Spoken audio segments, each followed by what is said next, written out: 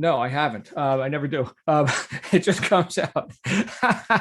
Welcome, everyone, to another thrilling week here in the Lavenia Success Mastermind. I got some of my favorite people here with me.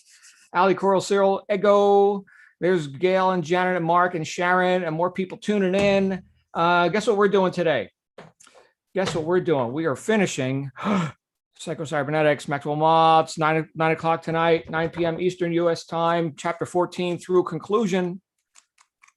Yep, about 45 pages. So if you haven't read those last 45 pages, at least as the print is on my original text, be sure to do that.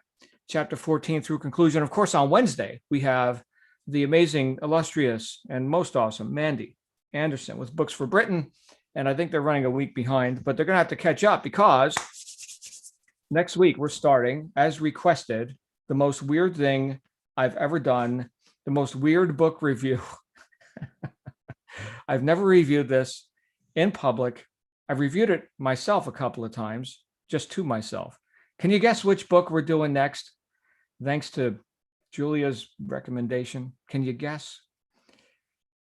No, Integrity is Everything by me. So now we're going to open it up to the public. So you remember the workshop we did, the Science of Getting Rich workshop? We're going to do one of those. We're not going to do it intensively like we did, like 4 sessions. Boom, boom, boom, boom. We knocked it out in 1 week.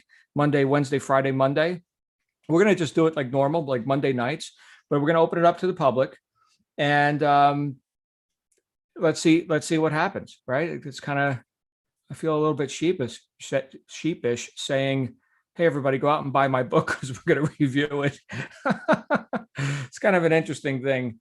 Although does anyone ever read Joe Vitale, The Attractor Factor, and a few other books of varying quality? But I had him out on a workshop. We were doing he's one of the guys in The Secret. If you saw The Secret movie, right? I think he was in there. Yeah, anyway. So we were talking about his Attractor Factor book, and it was interesting to have the author right there. So here's what I'm going to be requesting from you all is that you actually, have read the book and come with some questions for the author. Otherwise, it's going to be the author reading his own book and reviewing what the author was thinking when he wrote the book. That'll work too, but I really, really, really want your participation in that because I could sit here and monologue, but I think it's an interesting dynamic. Anyway, it's never happened before. Brought to you by the paying members of the John Lavenia Success Mastermind. So we're going to open it up to the public and probably expand our ranks a little bit too. By the way, if you're seeing this on YouTube right now, like our general session, which is the only thing we publicly post on YouTube, there's a whole world going on behind the scenes here that you don't currently have access to, and you should, says me. Of course, we have our hospitality suite today. As soon as we're done with this, that's open all the time, right? So if you got just like a basic Zoom account, right, you don't even pay for it, but you need like to do a meeting with a few of your peers here or whatever, that's your room. Use it all day. Whenever we're not in session, that room is open. Of course, at 3 p.m. Eastern today, we have Emma and Neil for our awesome e-commerce work group. They were talking about some cool stuff last week. Of course, you can get all the recordings. If you're a member, you can get all the recordings in our archive, which is ever expanding. Every week, it grows by like a dozen events, all different kinds of events, right? So we've got the e-commerce work group at 3 p.m. Eastern U.S. time, plus 5 hours across the pond. And then again, we're going to wrap up tonight at 9 p.m. Eastern for the book study group. That being said, here's what's coming up for me today, because I've had Psychocybernetics on the brain for what it's worth. And it's worth a lot, I think, especially if you ask Lindsay Dollar England. By the way, Lindsay and I had like a dialogue going on the last couple of weeks on the book study because everybody's been at the beach. So you could check out the replays of that. But this book has had an effect on Lindsay and anyone who reads it, and including Edward. I don't know if Edward's here right now. I don't see Edward. I do see Edward in the UK. Edward in Georgia. I don't see you, Edward. But good to see you, Edward, in UK.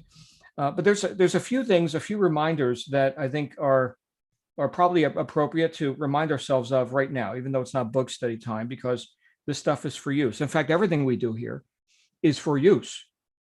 All education, right? All masterminding, all on-purpose action, work, right? There's a use for that.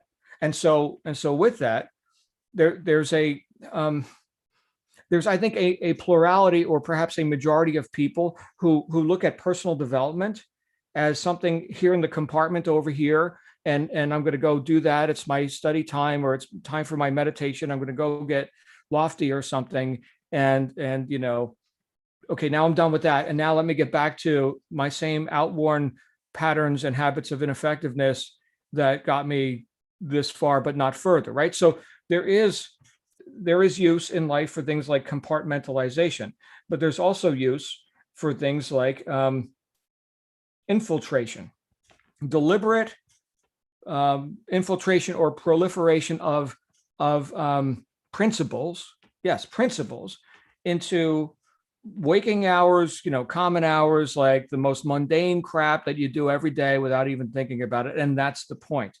If habits beat heroics, and they do, according to me, then what habits, things that we do without even thinking about, are we imbuing with the qualities of this personal development study we did, or the insights we got from sitting and being quiet and listening, which we can call meditation or call whatever you want, or from doing the yoga. And now, because we're stretching the body, and Nancy could speak to this a lot better than I could, that's an objective, body kind of a thing. That kind of, what does yoga mean? Yoking, right? The connecting of body and mind, spirit, right? So yoga, right? So now you're stretching, you're not doing, maybe this is something for Janet, right? You were just talking about energy and stuff, right? So that's kind of like an exercise kind of a thing, right? I could use a bit more flexibility. So, but then we get these ideas. But as the saying goes, as easy as it is to do the right thing, it's even easier to just not do it. It's not habitual, right? So how do we deliberately put these principles into use in common hours with things we don't even think about? This is, of course, the argument for constant reminders. And it's also the argument for what I would, well, it may sound like we've talked about it a million times, because we have, but goals, right? You're not going to put in new principle-based actions if you don't have a reason to. What did Albert Gray say? I know I've quoted this guy with his common denominator of success several times. I bring this up to certain business groups that I work with, and almost never, in fact, never have they gotten the quote right. I could probably open it up here, and you probably would, many of you would get it right, because I've said it so many times, and we've been hanging around for a while, right? Those of you who have been here for a while. But Albert Gray said the common denominator of success for all people who've ever been successful at anything is that successful people have formed the habit of doing things that failures don't like to do. Try that on. I like it. It seems nice. It carries water. I like it. Okay. So all right. We've formed the habit of doing things, right? Habits, doing. Okay. Things that failures, people who are not like us, don't like to do. And is it because I like doing these things? I'm lucky or something? No, I just got a goal. I've got a goal worth doing these things anyway. I am willing to subordinate my preferences for pleasing or unpleasing methods because I've got a reason to. So we could sit here and talk about all the how-to stuff, right? So just before we went live, there was a little bit of talk about, energy, bodily, as well as, charging your cell phone. So energy, right? How do we get more energy? Well, we could eat the right foods. We could exercise. We could do stuff like that. We could. Anybody could, right? That data exists. We didn't have to originate or pioneer that. Okay, that exists. Okay, fine. So we could, but will we? Interesting idea. Again, as easy as it is to do the right thing, it's even easier to just not do it because it may not be a habit. Now, in my case, I had an interesting morning. I had a great excuse to not exercise this morning. Yeah, I had that excuse. I had a business deal I had to wrap up, which was worth thousands of dollars, and I wrapped it up, and it was nice. But I exercised anyway. I wound up saying, you know what, I got 15 minutes. Let me go ahead and do my Jeff Cavalier deal, right? You guys, anybody follow Jeff Cavalier? Right. So Athlean X, he put out this video, the ultimate home workout. This was like at the beginning of like the whole COVID deal. right? Hey, you can't go to the gym because it's closed, but that doesn't mean the gains, get left behind, right? Let's keep on trucking. Here's 2 complete workouts. It'll take you like 15 minutes per iteration. You could do them 2 or 3 times. I do them once, and I am like flat out gasping for air, right? This guy's in shape. I thought I was in shape, right? So let me do 1 iteration of workout A, right? And I did it, and like integrity's in. Integrity is in. I'm a high integrity guy. I pick up the phone. I talk to my client, right? Everything's good. Why is that? Who's showing up? And I know this is, again, beating a live horse, hopefully not a dead one, but who is showing up to do this friggin' work that you signed up to do? Is it the same ne'er-do-well, the person who buys their own excuses, the I'll try, or I mean, is this who we're hiring to do this job? Is that person a good bet? Or is it the person who refuses to keep playing out ineffective patterns, outworn methods, right? Or let me say it this way, who refuses to continue to be the person they were yesterday? Since I got my head into this, right, I'm thinking self-image psychology. What is it that makes our decision? What is it in our life that makes our decisions? We could say the conscious mind. We could say that, yeah, I'm very analytical. You see, I'm analyzing the pros and cons of whether I should or should not, right? I should or should not do the high integrity action, or abandon or forsake the low integrity action or inaction, right? Because we have acts of commission and omission, right? So there's choices we can make in both directions. Is it that? Is it you're sitting around being analytical? Is that what that is? I'll tell you what, had I sat around and continued to be analytical while the clock was ticking, I wouldn't have exercised today. So before I could talk myself out of that deal, I hit the deck, started doing my routine. Before I could talk myself out of it. Can we do that? So that requires a bit of momentum, right? Inertia sucks. I mean, tell me if I'm wrong, right? An object at rest tends to stay at rest. I've been that object. Often I've been that object, right? Look at me, all stopped. Man, stop is not my favorite 4-letter word. I got other 4-letter words I like. My favorite's done. I don't like stop. I don't like wait either. Wait's my least favorite. Wait sucks. I hate wait. Anybody here like waiting? No. So if we intend, and this is something we talked about a couple of months ago, if we intend for the universe to come forth and pour upon us the riches, the success, the results, right? Then we must make demands. Here's what I think, right? We must make demands upon the universe, the physicality of it all, the circumstances, the people that we'll meet along the way, right? We must make demands. Now, does me sitting here deliberating with myself, being stopped, being an object at rest, waiting, doing something other than doing, right? Does that sound like I'm making a demand? I would argue, and I have, that I am willing to accept my own slow results because of my own habits of indecision. Sitting here in a state of indecision, buying my own excuses, in other words, allows me to then, or gives me license to then to tolerate the outside excuses. When I get reasonable with myself, I get reasonable with everything else. Think about one of the most hard-charging people that you know in life, okay? And this may be a real person, maybe a character in a movie, maybe someone from your past, right? So someone who gets things done. Think of that person, and think of them. Are they sitting here tolerating the endless excuses from all these outside influences that could be barriers between them and their accomplishments, which don't just benefit them, right? No man's an island, right? So your success is bigger than just you. So let's get any of the selfishness talk out of this, right? Are we getting stuff done or not? That's the question.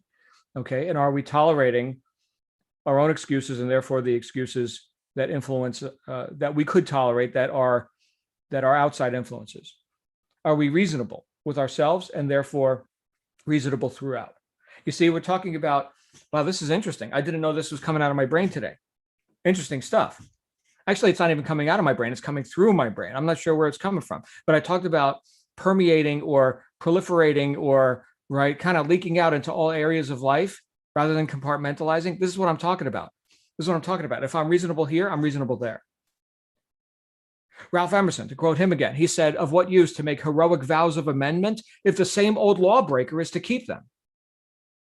It's be, do, and have in that order. Who is signing up to do this job? Who are we hiring? Who are we investing in? Same old lawbreaker, or someone who does the thing and then has the power? Do the thing and you'll have the power. That's what he said. Doing. That doesn't mean that we're jumping up and down excited about the doing this. We just do it anyway before we can talk ourselves out of it, because we already know it's good and right. And rather than sit there and analyze it to death, we take an action, which reveals our decision, right? If no action, then no decision was made. You know you made a decision because now you see your feet moving. Now you're in action, right? One yields the other, instantly yields the other. If no action, no decision. That doesn't mean that every project comes to fruition the moment you made a decision, but we get started, and then to complete the project, we can then see the success, right? We can then see, oh, okay, I think I should work out. All right, before you talk yourself out of it, start. Great, I started. I'm not talking about it anymore. I'm doing it. Okay, great. We do. You know what? That's quite enough. Done. This is the anatomy of success. We started, we did the thing, and then we stopped.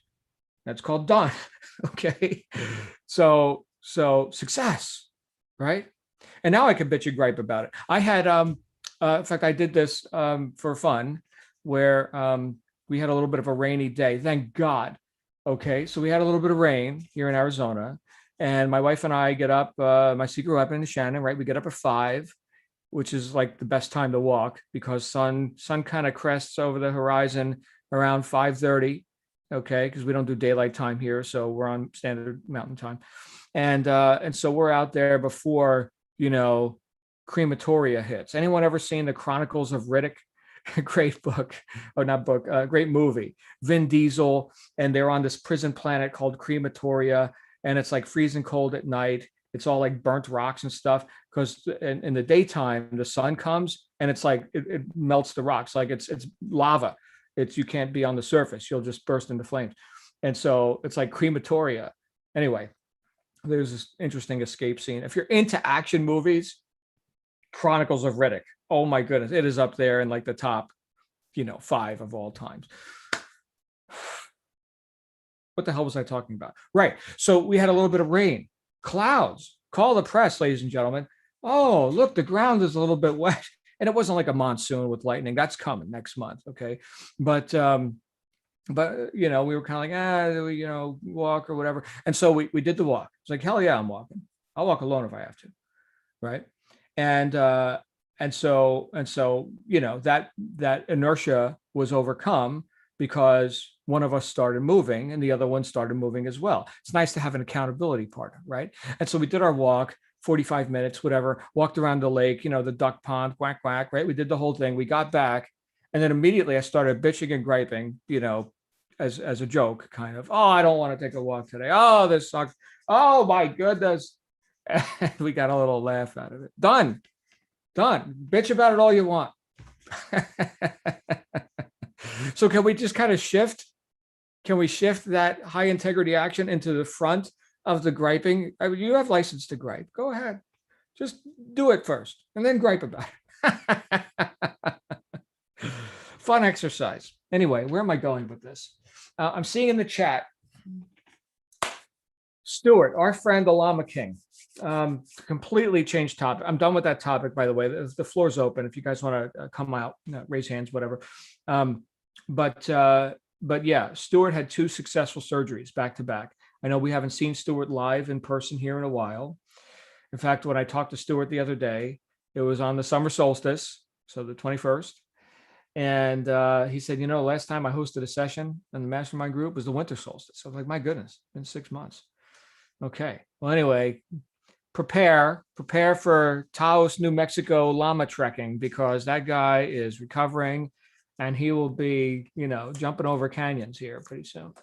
So, so our topic for today is putting principles into daily use.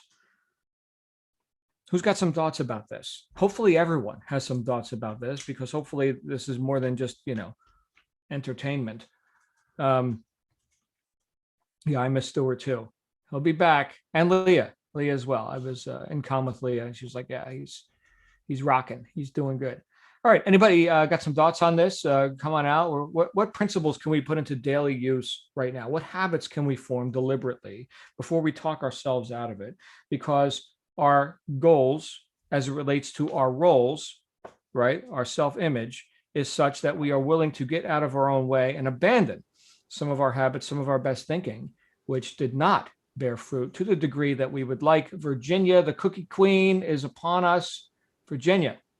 Well, this reminds me of the 5, 4, 3, 2, 1, do it. What book was that? Mel Robbins, The 5-Second Rule. Yeah, that's kind of what it reminded me of. Don't think about it, just start doing it. And then once you start, you're in motion, and you have a tendency to finish that. It's just the starting that's always the hardest. Right. Yes. So true. So, and you've observed that, obviously, right? Don't think about it. Just look. Oh, I'm stopped. Oh, wow. I wonder why. Right. So just look. It's so obvious. Thank you. Now, Virginia, you have started things and completed things, right? I got a cookbook. In fact, I got 2 copies of it. I think I got a physical and a Kindle. I mailed you a signed copy. Yes. That's right. So like, how many people out of 1,000 people who say they're going to write a book, how many do? And this is what I'm going to be working on with my publishing course to show people how to publish that book. Nice. They always want to do. Fantastic. Which was Shannon's suggestion on there. So creating that course. But, too, what I read statistically, that once you publish that book and you get it on Amazon, the average author sells 200 copies a year. Which means there's so many books out there, but it's great to do. Yeah, I agree. How many people? I have been saying I'm going to write books for years, and this book was not on the list, and yet it was the one that got done first. Done. So. You get credit for that. Yeah. Yep, you sure do. And by the way, anyone who has not done the cooking with the cookbook, please do, because my goodness, her recipes are spot on, including and especially the pinoli cookies, of which I am a connoisseur, and perfection, absolute perfection. So says this Italian guy who grew up on the Jersey Shore eating pinoli cookies from the Italian bakery on where was it? Matitaconk Road in Brick. Yeah, right next to or right across the street from the Catholic church, right there. Right there's the Italian bakery, and they got the crumb buns and the hard rolls and the cannolis, right? And the pinoli cookies. Oh my goodness. Yeah. So, and it's funny because when you started today's session, you talked about the books and the resources that are on the JLSM website, and you said they're for our use, USC. I heard use is for you guys, like use, and I thought your Jersey accent was coming out on it. For use. Right. Remember that movie, My Cousin Vinny? With yeah. Yeah. Classic. And the judge is like, "What is a ute?" Yeah, if you've never seen that movie, get My Cousin Vinny. It's hysterical. Yeah. That's what I thought you were saying. All right. For use. Yes, do it. All right, good stuff. Thank you, Virginia, my friend. We got Allie here, and we got Sharon. Hey, Allie, you've got the floor, my friend. Hey, Allie. Hi, hello. Absolutely speaking to me, John, completely on this topic. And I think I completely with Virginia about starting. So often something can blow up in your mind as this big thing, and the moment you start it, it shrinks down and becomes dealable, if that's the word. And yeah, you're on that road. Completely agree. But I think for me, it's been the two major things are that you've said about being perfect and imperfect and done is better than perfect and not done. Right. And that has really helped me through things when I find myself in a point of indecision, to just do it, just do it and get it done. And I think, I never realized I was so indecisive. I think that's been a real revelation to me, that suddenly seeing all these things and hearing thoughts, kind of blocking out thoughts is so important as well, isn't it? Not to hear things like when you're posting something, I haven't, it prevents me from posting something because I think, but is it good enough, or is it this quality content I should be doing, and and not really knowing quite where I'm going, but it's just shutting all those thoughts off and just doing it. So Right. quietening the mind, and that imperfect and done is better than perfect. Those are two things that are just fantastic. Oh, thank you. Thank you, Ali. Oh, yeah. I mean, that's for me, because I've been such a perfectionist at times, which is a great justifier for procrastination, right? So that, that line, imperfect and done, is a great reminder for me to just publish, just get it done. Because first of all, what percentage of the world is going to see it, right? Secondly, if you go, and this is another tip, by the way, every time you post, let's say on social media is what you were talking about, right? So how does Ali occur every time she shows up on social media? So pick a couple of words, right? So for me, words would be confidence, strength, humility, right? So these are words. Okay. So the guy who is going to leave people with the impression of increase, keywords being confidence, strength, and humility. Okay, great. Now post. Does that mean it's like the most eloquent stuff that ever, but as long as I'm coming with that intent, then I know it's not going to bite me in the ass later. And then I'm not doing myself in. Right. So, and look, you're Ali, you're a highly ethical person, at least I think, right? You're an on-purpose person compared to, I would say, the majority of crap that people are posting every day, which will bite them in the ass. Okay. They may feel like they're puffing out their chest right now while they're, doing stupid stuff. But how many people have you seen, feverishly deleting their tweets or something, because now they're being held to account. But if you're going with a premeditated purpose, or here's how I shall occur every time I show up, you're good to go, I think. That's a really nice thing, to just keep those 3 words in mind, and that coincides with your brand building, doesn't it? Whether it's for yourself, exactly, or for a product, or you. Right. Really so nice. Who is Ali, right? And then anything you're posting or thinking about posting, look at those words. Is that for me? It's strength, confidence, humility, right? Is that strong? Is that is that boastful? Okay, is that humble? No, let me tweak that a little bit, right? So there's my barometer, if you will. Yeah. You're awesome, Ali. You know who else is awesome? Sharon Atherton. She's awesome.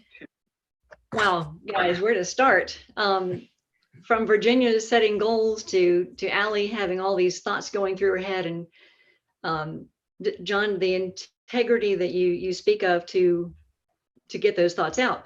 But yeah, gosh, I don't know where to start.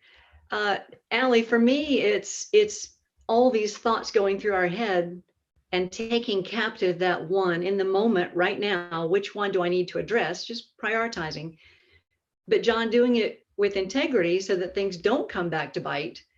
I feel really just bombarded sometimes from my phone, just pinging constantly. I've got to shut it off so that one most important thought can rise to the top, and I can take care of it and get it done.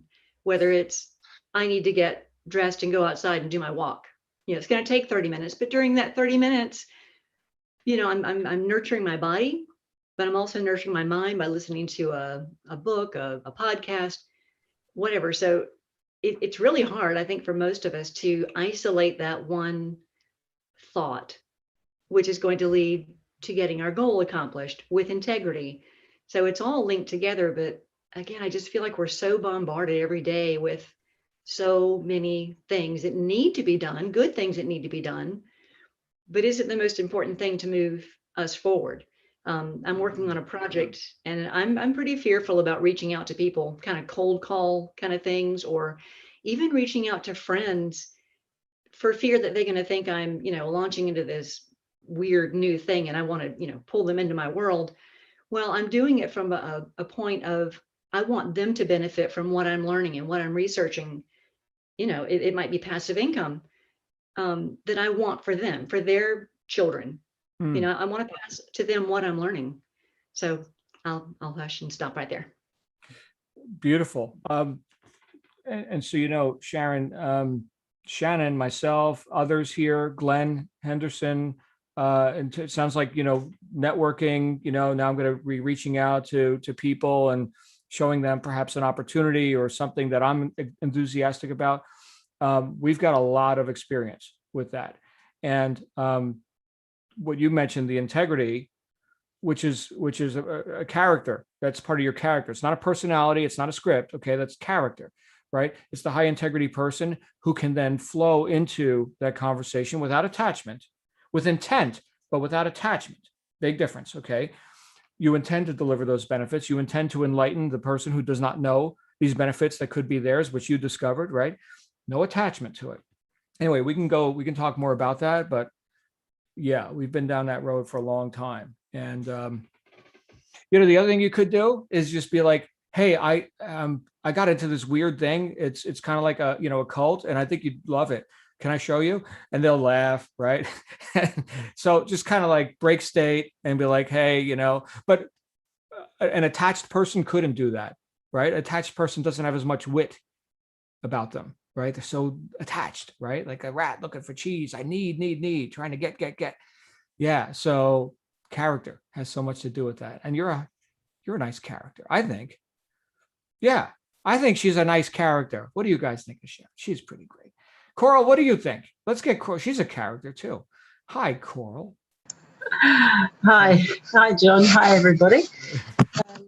John, one of the things that you said earlier on, I had to write it down because it is just fantastic. The deliberate infiltration of principle into everyday life. That is just, it conjures up wonderful pictures for me. How do I get this wonderful principle that I've heard and I like to drip down slowly into my subconscious so that it becomes on automatum, that I automatically do it without thinking. I think that's really great, a little phrase to think about. And one of the things I did earlier on when we first started coming to you, we were with Blue Sky at the time, and we were reading the books, the 5-second rule, Hal Elrod's Morning Miracles. And that was the book that actually really got me up and moving and going and moving forward. And I still, to this day, get up at 5:15 and go for my run or my walk, and I use that time to listen to, audios, sometimes of the sessions, the JLSM sessions that I've missed. And it really keys me up for the day, so that now, a year later, I'm just doing that on automatum. And if I can't do it, like this morning, it was pouring with rain, and I thought, oh, no, I won't go. I did not feel good all day. As soon as it's fined up now, I've been out, and it's been later in the day. But because it was one of the things that it's a priority for me. I don't want any other thing to squeeze into that time. I make sure I do it first thing in the morning when nobody else can demand anything of me. That is my time. And that deliberately putting that first has really worked. And then the other point was, something that you said was the way you do anything is how you do everything. And I used to think, now, how do I want to show up? And that's how I've got to do everything. So when I start something, I try not to I used to just go till I hit a little bit of a problem. I think, oh, bugger this, I'm off now. It's not for me, but that's changed. I don't want to be that person anymore. I want to see this through to the bitter end, or to the great end, what I'm looking forward to. So yeah, these actually deliberately thinking myself through. There's a couple of other things that I'm aware of that I need to really work on, but I'm really pleased that, you know, because of your help and this constant dripping every day, this positive, you know, positivity has really helped me to put things into life and keep them in my life. So brilliant. Thanks, John. Thank you, Coral. Wow.